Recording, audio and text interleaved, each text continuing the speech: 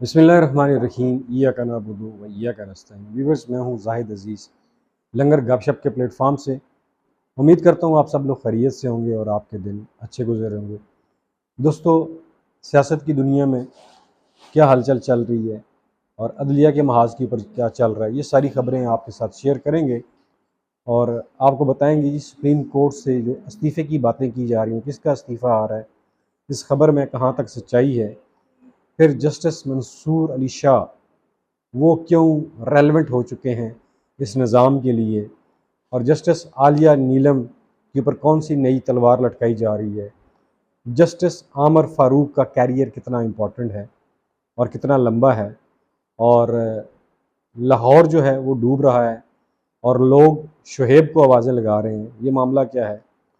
और इंजीनियर मोहम्मद अली मिर्ज़ा के बारे में आपको बताएंगे तो वो अपने आप को सोशल मीडिया के ऊपर क्यों ज़िंदा रखना चाहते हैं।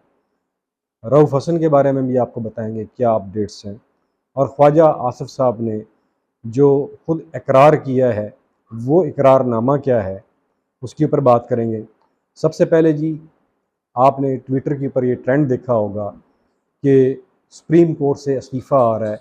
ये जो नून लीगी कैंप है उनकी तरफ से ये खबरें ट्विटर्स के ऊपर, एक्स के ऊपर फैलाई जा रही हैं कि बहुत बड़ा इस्तीफ़ा आ रहा है सुप्रीम कोर्ट से। और फिर जब बिल्ली थैले से बाहर आई तो बाज़ लोगों ने नाम भी ले लिया जस्टिस शहजाद मलिक साहब का। आप जानते हैं कि ये लाहौर हाई कोर्ट के चीफ़ जस्टिस थे, जहां इन्होंने मुक़तदरा को और लाहौर की जो सीएम है उनको टफ़ टाइम दिया था, और इसके साथ साथ उन्होंने इलेक्शन कमीशन की भी नहीं सुनी थी, और इलेक्शन ट्रिब्यूनल्स जो हैं वो इंडिपेंडेंट इलेक्शन ट्रिब्यूनल तैनात कर दिए थे। और इनसे निजात पाने के लिए हुकूमत ने इन्हें प्रमोट किया और सुप्रीम कोर्ट ले आए, और जब सुप्रीम कोर्ट लेकर आए तो इनके ऊपर दबाव डाला जा रहा है कि वो या तो रिज़ाइन कर दें या फिर उनकी बेटी के ख़िलाफ़ जो केस है, उनकी बेटी जब ड्राइविंग कर रही थी आज से तकरीबन साल 2 साल पहले, और एक ट्रैफिक हादसे में उनकी बेटी की गाड़ी से एक शख्स टकरा के जहां बाग हो गया, तो वो उस सिलसिले में उन्हें ब्लैकमेल कर रहे थे। और अभी इस इनके ख़िलाफ़ रेफरेंस जो है वो भी सुप्रीम जुडिशल काउंसिल में दायर कर दिया गया है, और गालबन इसीलिए इन्हें अभी तक किसी मुकदमे में कोई मुकदमा इनके सामने नहीं रखा गया। काजी फायज़ साहब जो चैम्बर वर्क कर रहे हैं, वो चैम्बर वर्क यही है कि किस तरह उन जजेस के मैं स्क्रूट ऐड करूँ जो मेरे मौक़िफ़ के ख़िलाफ़ हैं।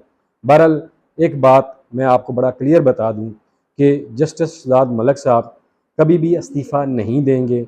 वो जो गुब्बारे में हवा भरी हुई थी वो उन्होंने निकाल दी है। उन्होंने कहा जी, मैं अपनी बेटी के केस के मामले में कभी भी ब्लैक मेल नहीं हूँगा। अगर मैंने ये सब कुछ करना था तो फिर जब मैं लाहौर हाई कोर्ट का चीफ जस्टिस था तो वहाँ पर ही कंप्रोमाइज़ कर लेता। और अभी नून लीगी कैंप में जो है ना वो बड़ी सख्त आग लगी हुई है कि ये हमारा मनसूबा नाकाम हो गया। दूसरा जी, इस सिस्टम के जो कर्ता धर्ता हैं, उन्होंने जो incoming chief justice supreme court of Pakistan हैं जस्टिस मंसूर अली शाह साहब से कुछ गारंटीज़ मांगी हैं कि वो सिस्टम को बरकरार रखेंगे। जैसे सिस्टम चल रहा है, जैसे अदलिया चल रही है, वो वैसे ही चलेंगी। जो केसेस जहाँ पे लगे हुए हैं, जो जजेस सुन रहे हैं, और जो एप्लीकेशनें आई हुई हैं सुप्रीम कोर्ट ऑफ पाकिस्तान में पीटीआई की, और उन्हें जिस तरह डिले किया जा रहा है, ये स्टेटस को जस्टिस मंसूर अली शाह को कहा गया कि मेंटेन रखें। लेकिन जस्टिस मंसूर अली शाह ने स्टेटस को मेंटेन करने से इनकार कर दिया है। उन्होंने किसी किस्म की गारंटी देने से इनकार कर दिया है। आप जानते हैं कि मंसूर अली शाह साहब जो हैं वो हमेशा आइन और कानून के मुताबिक फ़ैसले देते हैं, और वो अपने मौक़िफ़ के ऊपर डटे हुए हैं। अब सिस्टम को बहुत बड़ी पसपाई का सामना है। नून लीग ये समझती थी कि हम मंसूर अली शाह साहब को मैनेज कर लेंगे, लेकिन ऐसा नहीं है। जस्टिस मंसूर अली शाह साहब आइन और कानून के साथ खड़े हैं।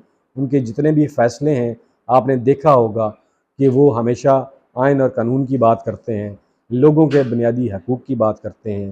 लिहाजा अब सिस्टम को chief justice, incoming chief justice Mansoor Ali Shah ने किसी किस्म की भी गारंटी देने से इनकार कर दिया है।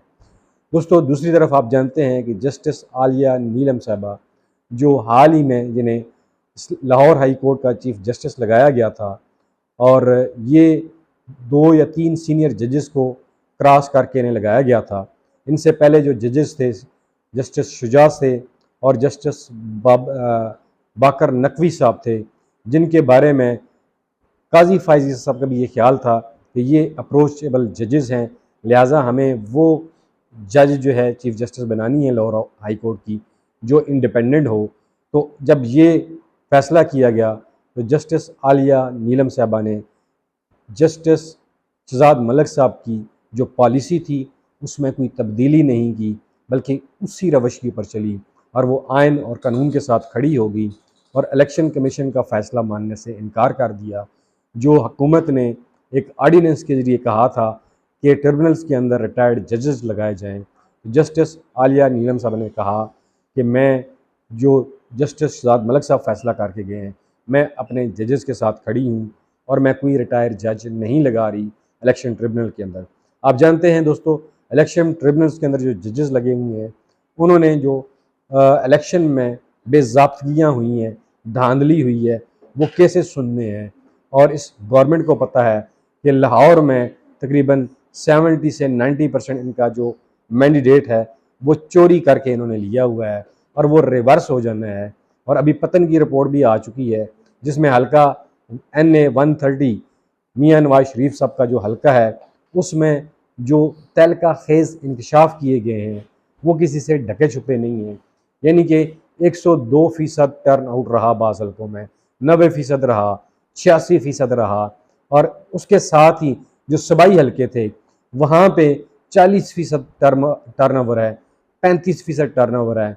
वेयर एज जो नेशनल असम्बली का हल्का है 130 NA 130 नवाज शरीफ साहब का, उनको ऐसे भौंडे तरीके से धांधली करके जिताया गया, धांधला करके जिताया गया जिसका कोई भी जवाज़ कोई शख्स भी बयान नहीं कर सकता, कोई सबूत नहीं दे सकता कि 102% जो है वो टर्न आउट शो किया गया।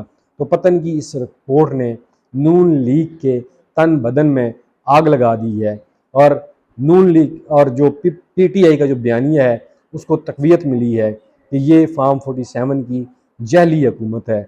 और यही केसेस जो हैं वो आलिया नीलम साहबा ने जो ट्रिब्यूनल्स लगाए उन्होंने सुनने हैं, और इसीलिए इन्हें डर है कि जस्टिस जो आलिया नीलम साहबा है ये ट्रिब्यूनल्स के अंदर जजेस को चेंज करे, इसीलिए इनके ऊपर दबाव डाला जा रहा है।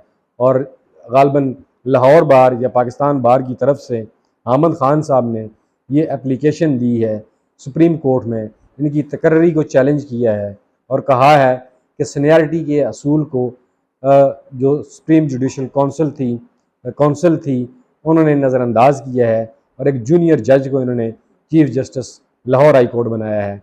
ये सारा मामला है। लेकिन अभी ये खबरें भी सुनने में आ रही है कि शायद आलिया नीलम साहबा चार जो ट्रिब्यूनल्स हैं उनके जजेस को तब्दील कर दे। ये खबरें हैं। बहरहाल दूसरी तरफ जी जस्टिस आमर फारूक साहब, आप जानते हैं कि तकरीबन 95% केसेस जो हैं PTI के जो हैं ये इन्होंने सुने हैं, उन बेंचेस में बैठे हैं, सरबराही की है। और PTI के जितने भी ऐसे केसेस थे या तो उन केसेस को इन्होंने लगाया ही नहीं या उन केसेस के ऊपर जानबूझ के लंबी लंबी डेटें दी, जिसके ऊपर PTI ने जस्टिस आमर फारूक साहब के ख़िलाफ़ एक रेफरेंस जो है सुप्रीम जुडिशल काउंसिल में दाखिल कर दिया है। और ये रेफरेंस जो कोर्ट रिपोर्टर हैं बकौल उनके बड़ा ख़तरनाक रेफरेंस है। उसमें जो आमर फारूक साहब के कुछ फ़ैसले हैं उनका भी हवाला दिया गया है, स्पेशली जो इमरान खान साहब के ख़िलाफ़ टेरियान वाइट केस था उसका हवाला दिया गया है और कहा गया है कि आमर फारूक साहब मिसकंडक्ट के मुर्तकिब पाए गए हैं, इसलिए ये रेफरेंस दायर किया गया है। और PTI ने ये दरख्वास्त भी की है कि आमर फारूक साहब हमारे केसेस जो हैं वो ना सुने। लेकिन इसके बावजूद तोशा खाना 1 में आपने देखा इमरान खान की ज़मानत हो गई, 2 भी उड़ा दिया गया। अब ये तोशा खाना 3 था जिसे जस्टिस आमर फारूक साहब दबा के बैठे हुए थे, सिर्फ ख़ास टाइम का इंतज़ार कर रहे थे। जैसे ही इमरान खान साहब की तमाम केसेस में ज़मानतें हो जाएंगी तब ये केस सामने लेकर आए और इस केस में इमरान खान साहब की गिरफ्तारी डाल दी गई। वेयर एज PTI ने तोशा खाना केस को चैलेंज कर रखा है इस्लामाबाद हाई कोर्ट में और ये मौक़िफ़ अख्तियार किया है तोशा खाना का एक ही केस होना चाहिए, ना कि 3 केसेस होने चाहिए। इसके ऊपर एक बेंच बना दिया गया है जिसकी सरबराही जस्टिस गुल हसन औरंगजेब साहब कर रहे हैं, और उनके साथ जस्टिस जो हैं वो ताहिर साहब हैं, और ये जो जस्टिस आमर फारूक साहब हैं उन्होंने अपने आप को इस बेंच से अलग कर लिया है। दूसरी तरफ जी आज आपने देखा कि रिकॉर्ड बारिश हुई, पूरा लाहौर जो है वो डूब गया बारिश में। चीफ मिनिस्टर मरीम नवाज़ जो पंजाब की चीफ मिनिस्टर है वो लाहौर की सड़कों के ऊपर, डिफेंस की रोडों के ऊपर आपको टिक टाक बनाती हुई नज़र आ रही हैं और शुएब को फ़ोन कर रही हैं कि फ़लानी जगह से पानी निकाला, फ़लानी जगह से पानी निकालो। वो भाई शुएब कहाँ कहाँ से पानी निकालेगा? शुएब का तो सत्यानाश आपने कर दिया ये कॉल करके। लाहौर पूरा पानी में डूबा हुआ है, जितने अस्पताल हैं उनकी वार्डें पानी में भरी हुई हैं, वीडियोस आपको नज़र आ रही होंगी, और वो मोहतरमा शुएब को ढूंढ रही हैं कि फ़लानी जगह से पानी निकालो। और अब शुएब के अपने घर में पानी दाखिल हुआ है, अब वो अपने घर का पानी निकालें या फिर लाहौर पूरे का पानी निकालें। तो इस तरह की जो सस्ती शोहरत है ना हासिल करने की कोशिश की जा रही है। आवाम को ये बताया जा रहा है देखें जी मैं बारिश में जो है वो किस तरह, और फिर डिफेंस का इलाका दिखाया जा रहा है जी यहाँ से पानी निकाल दिया गया। जो नशेबी इलाके हैं वहाँ तो मोहतरमा की अप्रोच ही नहीं है, वहाँ तो वो अपनी गाड़ी पे जा ही नहीं सकती हैं, वो तो डूबे हुए हैं। तो ये अदाकारियाँ जो है ना, इससे आवाम के दुखों का मुदावा नहीं हो सकता। जो आपने झूठे वादे किए थे, 300 तक आपने फ्री बिजली के यूनिट देने थे, वो आवाम आपके वादे कभी नहीं भूलेगी इंशाअल्लाह, और इलेक्शन में आपको ये याद भी दिलाएगी। दूसरी तरफ आप जानते हैं कि एक कैरेक्टर है पाकिस्तान में, इंजीनियर मोहम्मद अली मिर्ज़ा साहब, जिन्हें सिर्फ ये शौक़ है कि उनकी ज़्यादा से ज़्यादा जो सोशल मीडिया के ऊपर अपीयरेंस हो, मुख्तलिफ टीवी चैनल्स के ऊपर हो, वो अपने आप को ज़िंदा रखना चाहते हैं। क्योंकि अब उनकी जो व्यूवरशिप है आपने देखा होगा कि जब से वो इमरान खान के ख़िलाफ़ बयान देना शुरू किए हैं, पहले वो इमरान खान के हक़ में थे, इमरान खान उन्हें अच्छा लगता था। जब अचानक उनका सॉफ्टवेयर अपडेट किया गया तो वो ऐसा अपडेट हुआ कि वो आए दूसरे दिन कोई ना कोई बयान जो है वो अपने आप को ज़िंदा रखने के लिए इमरान खान के ख़िलाफ़ दाग देते हैं। और इससे पहले उनका कहना था कि टीवी चैनल्स को अगर लोग देखते हैं तो वो खान की वजह से देखते हैं या फिर मेरी वजह से देखते हैं। वो भाई ये आपको ज़ोम है, आपका जब आता है टीवी चैनल्स के ऊपर चेहरा तो लोग टीवी चैनल चेंज कर देते हैं। और अभी हाल ही में इन्होंने बयान दिया, इमरान खान को इन्होंने हिटलर के साथ मिला दिया और एक फ़ौजी आमर के साथ इन्होंने मिला दिया। हालांकि जो फ़ौजी आमर की गोद में लोग बैठ के आए हैं, और ये ख़ुद भी बाय द वे फ़ौजी अदारे में काम करता रहा, आमरों के साथ काम करता रहा, और उसी तरह का इसने बयान भी दाग दिया। बहरहाल इन्हें शर्म आनी चाहिए, ये अपने आप को आलम दीन कहते हैं और फिर लोगों के कत्ल के फतवे भी देते हैं, और फिर ये भी कहते हैं कि अगर इमरान खान जिंदा जेल से बाहर आ गया तो इनकी खैर नहीं है। तो ये आप किस किस्म का दीन फैला रहे हैं?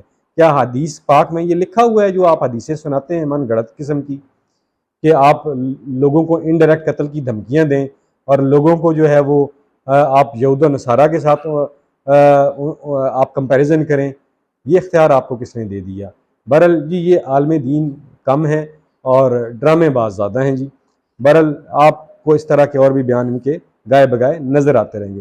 दूसरी तरफ जी जो PTI के सेक्रेटरी जनरल हैं रऊफ़ हसन साहब की आज ज़मानत मंजूर हो चुकी है, 50,000 के मचलके जमा करवाने का कहा गया है, ये भी एक अच्छी बात है। उनके ऊपर दहशतगर्दी का मुकदमा भी इन्होंने बना दिया था, और ख्वाजा आसिफ साहब ने आज जो है नून लीग की नाव को डुबो दिया है, उसके अंदर बिल्कुल छेद कर दिया है और इमरान खान की बातों को सच करार दे दिया है कि इमरान खान कहता था कि ये रिजीम चेंज ऑपरेशन के ये किरदार हैं, इसमें जनरल बाजवा, फ़ायज़ हमीद और नून लीग शामिल हैं, और आज उसकी तस्दीक जो है वो ख़ुद ख्वाजा आसिफ ने कर दी है। उन्होंने कहा जी कि 2019 में ही जनरल फ़ायज़ हमीद ने हमें कह दिया था कि हमारी बस हो गई है, अब हम इससे जान छुड़ाना चाहते हैं, यानी कि इमरान खान साहब से, और आप इलेक्शन की तैयारी करें, हुकूमत लेने की तैयारी करें। तो ये वही बातें हैं जो इमरान खान कहा करता था।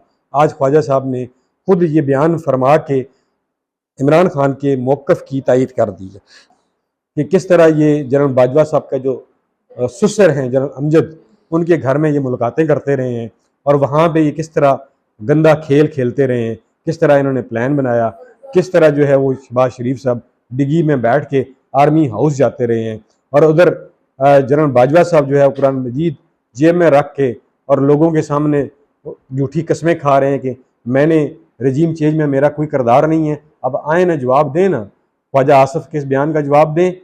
जनरल फैज़ हमीद तो नून लीग का निकल आया जनाब, ये सारा टोपी ड्रामा था जी। इसमें यही किरदार थे जो आज इन्होंने खुद बयान फरमा दिए हैं। और कभी मुजीबुर रहमान शामी के सामने जनरल साहब कुरान मजीद उठा के कस्में खाते हैं, कभी किसके सामने खाते हैं। अब ये झूठी कस्में आप क़यामत खाते रहेंगे जब तक आप जिंदा हैं, लेकिन अवाम ने आपको नहीं बख्शना है। अवाम की नज़रों में आपकी कोई इज़्ज़त नहीं है। बहरहाल जी, मैं सिर्फ इतना ही कहूँगा आखिर में कि जो अभी हमारे मुक़्तदरा बैठे हुए हैं उन्हें माजी से सबक सीखना चाहिए। अगर पाकिस्तान को आगे लेकर जाना है तो जो पाकिस्तान की सबसे मकबूल जमात है, जिसके पास पाकिस्तान का 80 से 85% मैंडेट है, उस जमात को मौका दिया जाए कि वो आगे बढ़े और इस मुल्क के माशी हालात को, सियासी हालात को बेहतर कर सके। लेकिन अगर आप एक सियासी जमात को दीवार के साथ लगाने की कोशिश करेंगे तो उसके नताइज क्या होंगे? उसके नताइज यही होंगे जो आज आपको नज़र आ रहे हैं। मुल्क में इस्तेकाम नहीं आएगा, क्योंकि जो हुकूमत है वो इस वक्त पाकिस्तानी अवाम की नुमाइंदा हुकूमत ही नहीं है। इसीलिए बैरून ममालिक भी पाकिस्तान को कर्जा देने से डर रहे हैं, कोई भी पाकिस्तान की मदद करने के लिए तैयार नहीं है।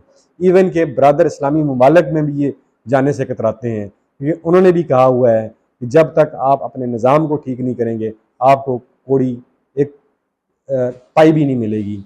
और इसी तरह सऊदी अरब ने भी तेल देने से इनकार कर दिया। ये सारी चीज़ें आपको क्यों नहीं नज़र आ रही? फिर IPPs का मामला सामने है, ये वही लोग हुकूमत कर रहे हैं, इन्हीं के IPPs हैं। एक तो ये करप्शन से पैसा खाते हैं, दूसरा IPPs लगा के गरीब लोगों के ऊपर बोझ डाल रहे हैं, और 70% IPPs का लोड जो है वो आवाम के ऊपर डाला हुआ है और आवाम की जेबों से ये पैसा निकाल रहे हैं। जब ये अभी अगस्त और सितंबर के लोगों के बिल आने हैं तो लोगों की चीखें निकल जानी है। ये हालात चल रहे हैं। दोस्तों, अगर वीडियो आपको अच्छी लगे तो इसे लाइक कीजिएगा, चैनल को सब्सक्राइब करना ना भूलिएगा। आखिर में अपना और अपने प्यारों का ख्याल रखिएगा। मुझे दीजिए इजाज़त। पाकिस्तान का जिंदाबाद।